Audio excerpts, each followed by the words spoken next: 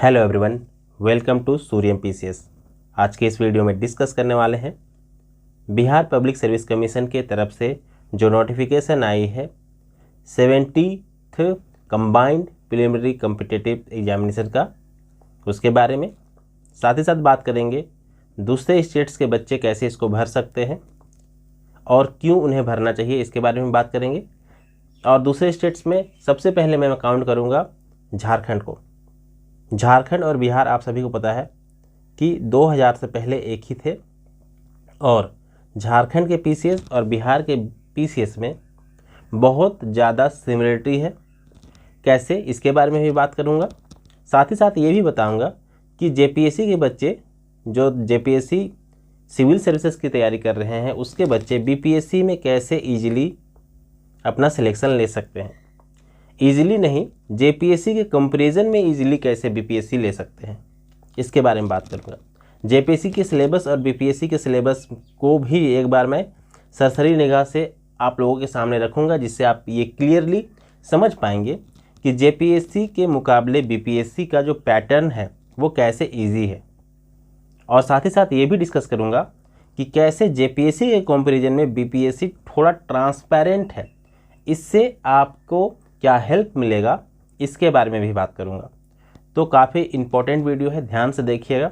इससे आपको ये क्लियरली पता चल जाएगा कि आपको जेपीएससी का तैयारी तो आप कर ही रहे होंगे, तो जेपीएससी के साथ साथ बीपीएससी क्यों भरना है आपको और इससे आपको क्या बेनिफिट होगा और आपका सिलेक्शन हो पाएगा या नहीं हो पाएगा, ये खुद आप ये सब चीज़ें जानने के बाद जो है थिंक कर सकते हो अपने आप में, ये एनालिसिस आप कर सकते हो। तो चलिए वीडियो को शुरू करते हैं और देखते हैं। सबसे पहले इसका जो एडवर्टीज़मेंट है उसको वहीं पर से चीज़ें जो हैं वो क्लियर हो जाएगी, तो डाउनलोड कर लेते हैं। और जैसा कि मैं सभी चीज़ें ऑफिशियल वेबसाइट से ही करने कहता हूं और आप लोग भी यही कीजिएगा, ठीक है। तो देखिए ये है इसका वैकेंसी, ठीक है, हिंदी में। और यहाँ पे देख सकते हैं टोटल वैकेंसीज तो आप लोगों को पता हो ही गया होगा, काफ़ी लंबे समय से ये जो है वायरल भी हो रखा था, ठीक है।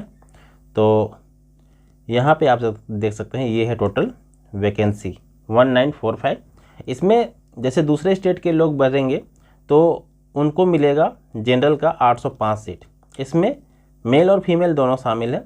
मेल के लिए यहाँ पे देख सकते हैं ये 8 टोटल जो सीट्स है वो है 805, ठीक है। उसमें से फीमेल के लिए है आपका 277, फीमेल के लिए हो गया 277। तो मेल के लिए कितना बचा? मेल के लिए आपके लिए बचा आपका इतना 528, ठीक है। टोटल कितना सीट बचा? 528 सीट बचा, 528 सीट बचा। ये हो गया फीमेल का, ये हो गया मेल का, ठीक है, मेल के लिए। और टोटल जो वैकेंसीज है वो है आपका 805 वैकेंसी, ये चीज़ ध्यान रखना है, ठीक है। अब देखिए हम लोग बात करते हैं सिलेबस की। इतना चीज़ तो क्लियर है, ठीक है ना। मेन चीज़ है सिलेबस कि ये जेपीएससी या फिर बाकी पीसीएस के मुकाबले में अब अलग कैसे हो गया है और ये चीज़ कैसे आपको हेल्प करेगा। देखिए ये है इसका कुछ एग्ज़ाम का पैटर्न, ठीक है ना।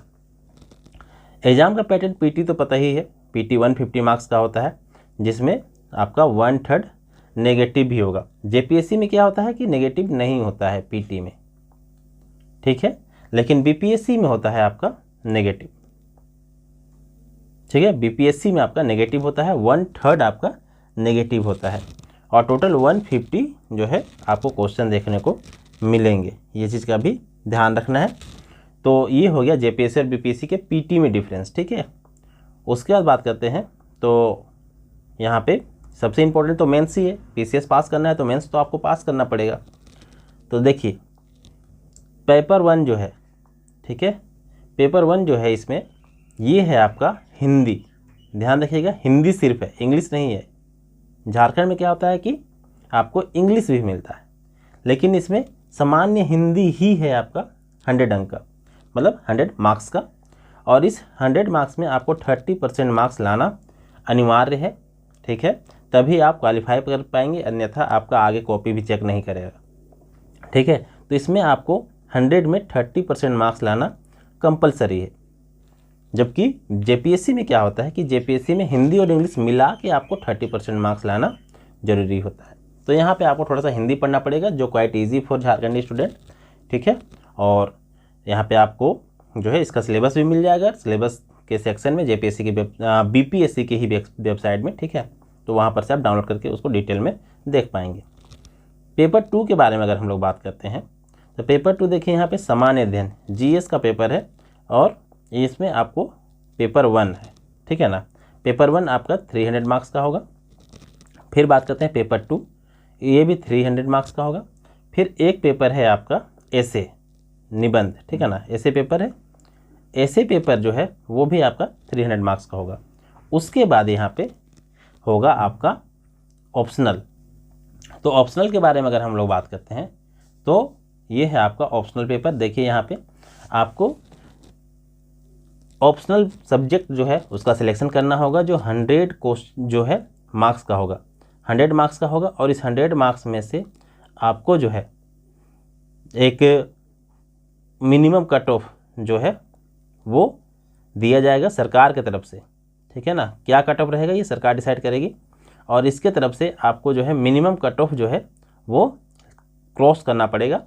और इसमें अच्छी बात क्या है कि इसमें एमसीक्यू बेस्ड क्वेश्चन पूछे जाएंगे, एमसीक्यू बेस्ड क्वेश्चन पूछे जाएंगे। सबसे अच्छी बात यही है, पहले ऑप्शनल जो है वो सब्जेक्टिव होता था, अब एमसीक्यू बेस्ड ऑप्शनल हो गया है। इससे फ़ायदा क्या होगा कि यदि आप कोई भी एक सब्जेक्ट रखते हैं तो अगर आपकी पकड़ उस सब्जेक्ट में अच्छी है तो आप उसमें ईजिली 30% तो नहीं, मतलब कि इसे ज़्यादा स्कोर कर पाएंगे, क्योंकि ये 30% तो हिंदी वाला में है। इसमें अभी बताया नहीं गया है कि क्या कटअप रहेगा, ठीक है ना, वो तो एग्ज़ाम होने के बाद ही पता चल पाएगा ना, ठीक है। तो ध्यान रखिएगा, अब एमसीक्यू बेस्ड ऑप्शनल हो गया है तो आपको थोड़ा सा मदद मिलेगा इसको क्वालिफाई करने में। पहले क्या था कि ऑप्शनल सब्जेक्टिव होता था तो आपको अलग से एक ऑप्शनल सब्जेक्ट पढ़ना पड़ता था। अब ऐसा है कि आप एमसीक्यू जो है उस सब्जेक्ट का अगर अच्छे से लगा लेंगे तो भी आप उसको ईजिली क्वालिफाई कर पाएंगे। तो ये थोड़ा सा ईजी हो जाता है। और इसमें देखिए ये है ऑप्शनल सब्जेक्ट्स, ठीक है, ऑप्शनल सब्जेक्ट्स है यहाँ पे देख सकते हैं, ठीक है। तो इन सारे ऑप्शनल सब्जेक्ट्स में से कोई भी एक ऑप्शनल सब्जेक्ट आप जो है सिलेक्ट कर सकते हैं, ठीक है। और मेरे अकॉर्डिंग तो क्या अच्छा रहेगा, जैसे कि आप जो है हिस्ट्री, जियोग्राफी, इकोनॉमिक्स या पॉलिटिकल साइंस, ठीक है ना, इस टाइप का सब्जेक्ट अगर आप रखेंगे तो आपको इजी हो जाएगा प्रिपरेशन में भी और साथ ही साथ इसमें भी। और थोड़ा सा तो कम से कम 50% सिलेबस तो आप इजीली कवर कर पाएंगे, ठीक है। साथ ही साथ यहाँ CDPO का भी वैकेंसीज़ है कुछ, तो इसके बारे में हम लोग खास चर्चा यहाँ पे करेंगे नहीं। मेन जो हमारा टारगेट है वो PCS के और लेकर ही है ये, ठीक है। तो अब हम लोग बात करते हैं थोड़ा सा कि ये हो गया सिलेबस, ठीक है ना। दूसरी बात, अब JPSC और BPSC के थोड़ा सा कंपैरिजन कर सकते हैं कि सबसे पहली बात JPSC और BPSC में क्या कंपैरिजन है, ठीक है ना। JPSC और BPSC में आपको पता होगा टोटल 6 पेपर होते हैं, ठीक है ना। यहाँ पे कितने पेपर हो गए, इसमें 3 ही ऐसे पेपर हैं, ठीक है ना, 3 ही ऐसे पेपर हैं जिससे आपका बनने वाला है मेरिट मेंस के पेपर में, ठीक है ना। बाद में इंटरव्यू तो होगा ही, ठीक है। 3 ही ऐसे पेपर हैं। इसमें क्या है कि इस 6 पेपर में से एक पेपर आपका इंग्लिश और हिंदी का लैंग्वेज पेपर जो क्वालिफाइंग नेचर का होता है वो होता है, लेकिन एक पेपर और होता है रीजनल लैंग्वेज का, ठीक है, और आपका ट्राइबल लैंग्वेज का, वो पेपर इसमें है नहीं, तो ये आपको सहूलियत मिल गया, ठीक है ना। दूसरी चीज़, नंबर ऑफ़ पेपर्स का जो संख्या है वो भी कम है, तो आपको जो है अपना जो लिखने का तरीका है वो थोड़ा सा बदलना पड़ेगा। और BPSC में शॉर्ट आंसर्स जो है वो लिखने को मिलते हैं, JPSC की तरह 600 वर्ड में आंसर लिखने को नहीं होते हैं, ठीक है ना। तो ये सबसे अच्छी बात होती है BPSC की। दूसरी चीज़ क्या है कि सिलेबस में और एक चीज़ है कि आपको जो है झारखंड और बिहार का हिस्ट्री सेक्शन तो पढ़ना ही पड़ेगा। क्यों? क्योंकि बिहार की हिस्ट्री में झारखंड का बहुत इंपॉर्टेंट रोल है, ठीक है ना। जितने भी रिवॉल्ट्स हुए हैं, जितने भी रिवोल्यूशंस हुए हैं, और वो सारी चीज़ें चाहे वो स्वतंत्रता के बाद हो, वो सारी चीज़ें जो है बिहार और झारखंड की एक ही थी। तो हिस्ट्री और उसके बाद जो पोस्ट इंडिपेंडेंट हिस्ट्री है वो भी आपको पढ़ने में काफ़ी ज़्यादा हेल्प मिलेगी, क्योंकि झारखंड और बिहार का जो है स्टेट एक होने के कारण लगभग चीज़ें जो है दोनों ही स्टेट्स के GK में कवर की गई हैं, ठीक है ना। तो इसकी वजह से आपको हेल्प मिलेगी। दूसरी चीज़ हिस्ट्री की बात हो गई, ठीक है ना। उसके बाद बात करते हैं तो ज्योग्राफी भी समझने में आपको हेल्प मिलेगा, ठीक है ना। ज्योग्राफी भी समझने, बहुत सारी नदियाँ झारखंड से निकल के बिहार जाती है, बिहार से निकल के झारखंड आती है, ठीक है। तो उसमें आपको हेल्प मिलेगा ज्योग्राफी समझने में।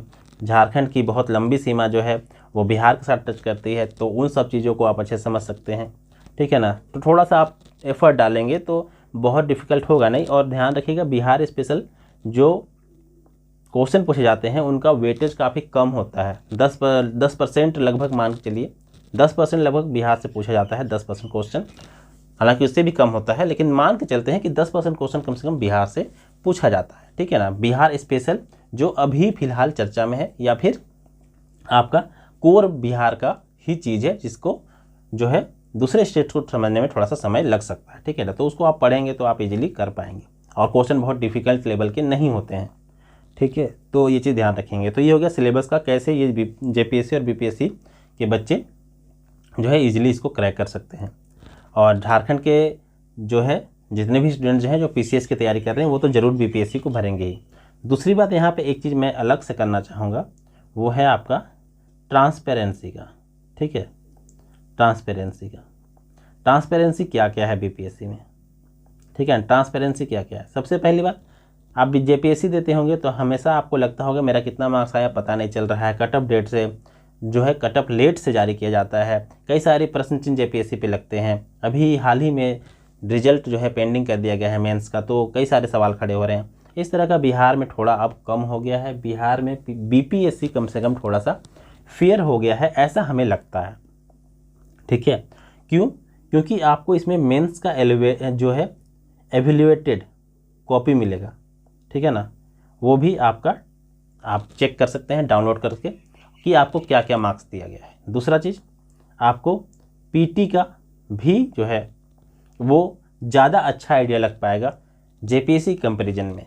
दूसरा चीज़, इसमें जो है इंटरव्यू भी थोड़ा सा ट्रांसपेरेंट होता है, जेपीएससी की तरह जिसको मन किया 40 नंबर, जिसको मन किया 80 नंबर, उस तरह का नहीं होता है। तो थोड़ा सा इंटरव्यू भी जो है बीपीएससी जेपीएससी के मुकाबले में ट्रांसपेरेंट है। तो इसलिए मैं कहना चाहूँगा जो भी लोग जेपीएससी के पीसीएस लेवल के एग्जामिनेशन की तैयारी कर रहे हैं वो बीपीएससी ज़रूर भरें, ज़रूर से ज़रूर भरें, और उनको एक बढ़िया एक्सपीरियंस भी मिलेगा, और हो सकता है उनका चयन भी बीपीएससी के थ्रू हो जाए, क्योंकि सीट काफ़ी ज़्यादा है।